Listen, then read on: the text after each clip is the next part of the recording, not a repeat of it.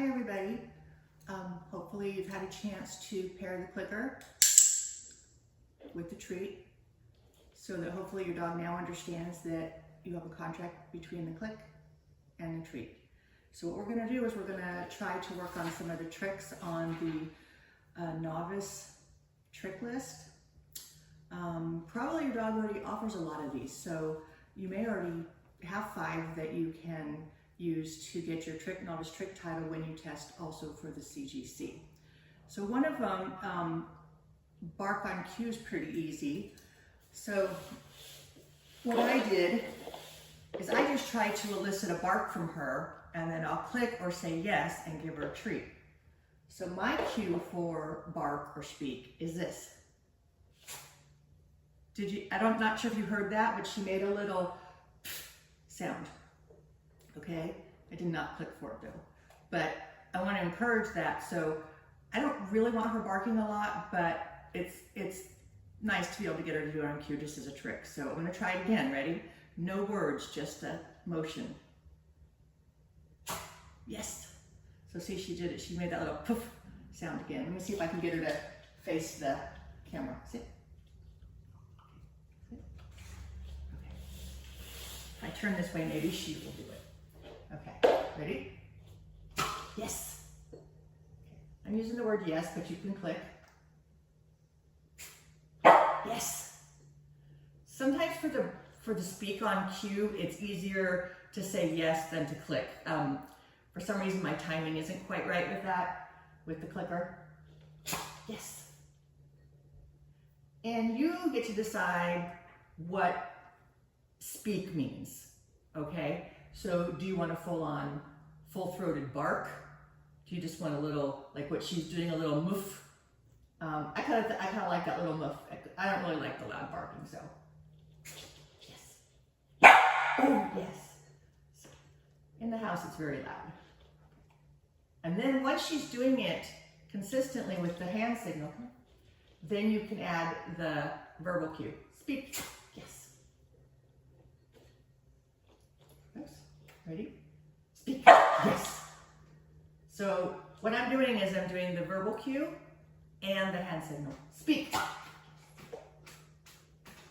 Okay, so that's one trick. Where did I put my list? No. Okay. Another one you can do is, let's see, high five. So let's get her to sit. Good girl. Now, high five and give paw or shake are very similar. So you can, both of these tricks you can do for your Novice Trick Title. So for both of them, I'm gonna kind of do something very similar. You might want to start with give paw or shake. So I'm going to put my hand out, and as she lifts her paw up, I'm going to click. Now, I do have to say she already knows this trick. But if your dog just barely starts to lift a paw, sit, then you want to click for that. So if the dog just starts to do this, because the dog's going to look at you like, I don't know what you want. I know you have the clicker and you have treats, so I know we're learning, so I'm excited. So the dog might go through its whole repertoire of tricks that it knows when you're teaching it a new trick. So what you can do is you put your paw out. You can put your hand like right next to the dog's paw, and the dog may reach out and touch you, okay? Sometimes when you're teaching a new trick and the dog knows to target with their paw, they'll start targeting all kinds of things, so it's really funny. So, but you know the dog's engaged and they want to learn when they start doing offering.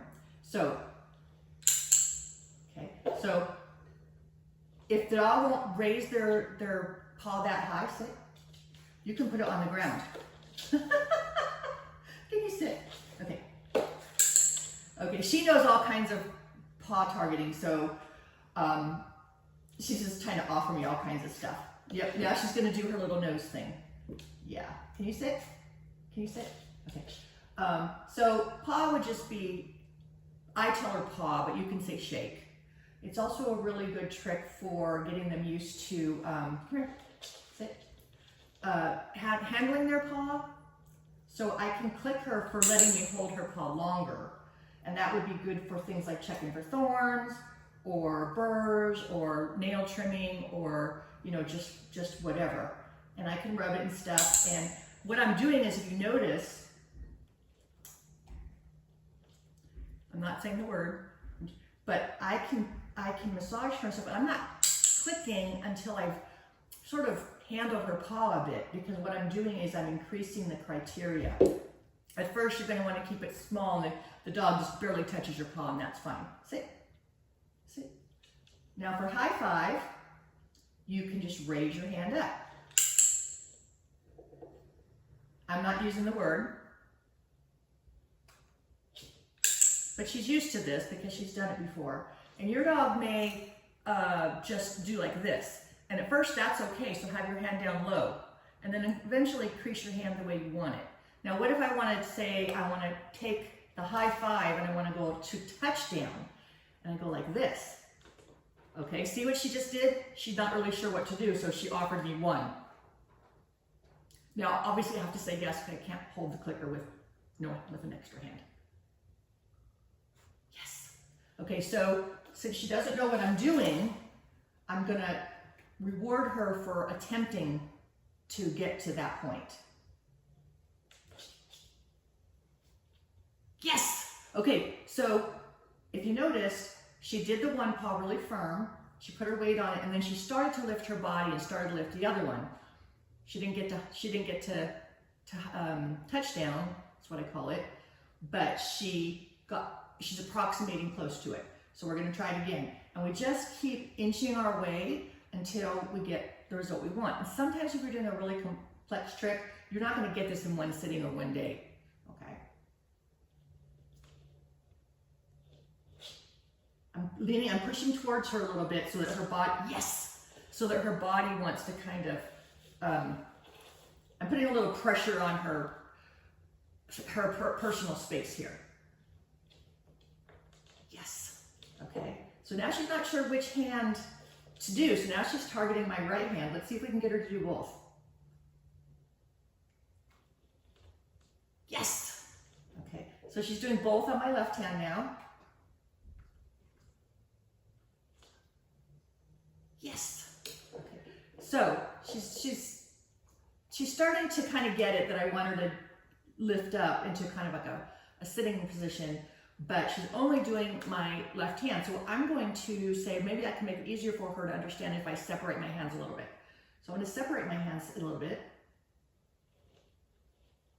I'm leaning into her personal space, and she's still leaning just to that one side. And I forgot to say yes. Okay, sit.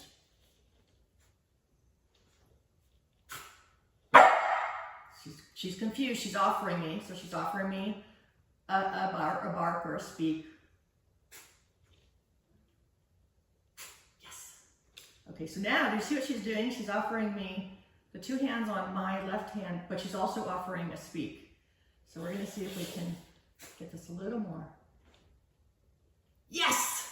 Okay, so what I did, if you noticed, I kind of moved this hand a little bit because she had the one paw just free, and I kind of put it in place where she could contact it.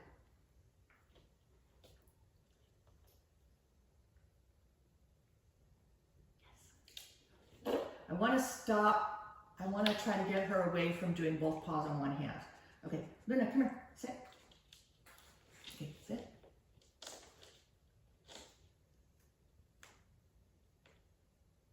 Yes, yes. Touchdown, good girl. Okay, so I don't know if you could see that. She was kind of like, I don't know what to do with this paw, okay, her left paw. And so I kind of moved mine into place because hers was down here lower. And then she kind of, okay, well that's there, I'm gonna rest on that. So let's try it one more time. Come here, sit.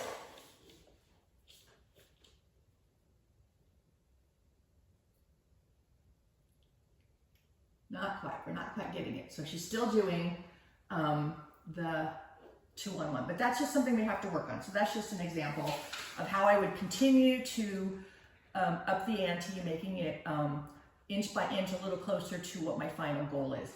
It's very important when you're trick training to, even if you have to write it down, what is the final trick look like? So I did a training class one time where I was the student, and she had you write down what it looked like. So for example, what does sit look like? Sit looks like the haunches are all the way down, resting on the feet, back feet.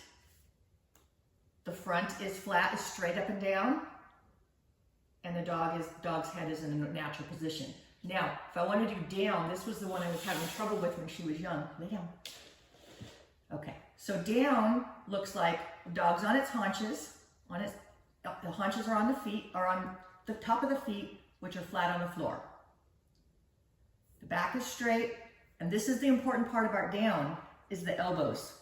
Because Luna and my previous dog would almost do like a push-up and they wouldn't want to go down.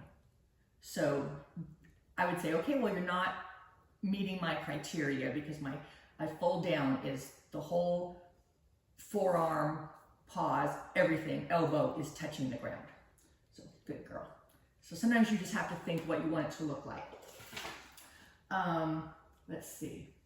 Spin. Spin in a circle is really good beginner trick. It's very easy to do.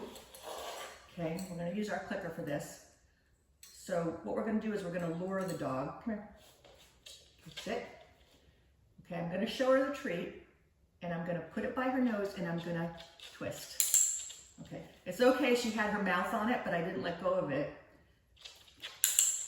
Okay, what I'm doing is watch when I click. Listen. Click. I'm clicking halfway around the turn, and her body's facing that way. If you could see her from a bird's eye view, you would see that she's in a tight curl of her body. Okay, I forgot to click that time. Okay. So one thing you want to do is if you keep the treat too high, the dog is gonna, see, the dog's gonna not know what to do. Okay. So what you want to do is keep it right down by their face, at their horizontal to their body, to their nose. Okay? Okay. And you can go both ways, but start with one way. Okay? And then I'm clicking right here, but eventually I want to click over here. So I want to click at, say, first I'm clicking at 6 o'clock away from me, or actually it'd be noon, and then 3 o'clock, and then back to 6 o'clock. Okay? So 3 o'clock, okay, and eventually back to 6 o'clock. Okay, now eventually I want to be able to, this motion I'm making, luring her around, I want to say, what do I want my cue to look like, my hand cue? So this is a good one because you're automatically doing this, leading the dog. So now you can take your finger and start to lead the dog that way. That was too high. Okay, good job. Spin, spin. Yes.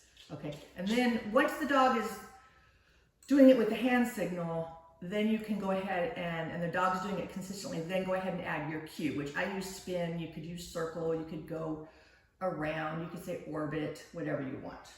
Okay. So that's that one.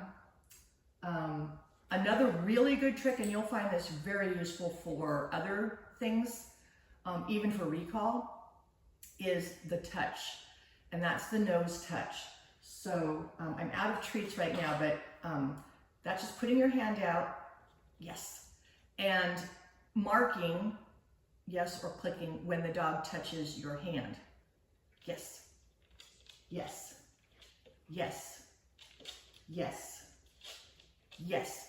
And the dog shouldn't have any teeth contacting with you. It should just be a soft nose touch. And you can use that for teaching a dog to ring a bell to go outside and go potty.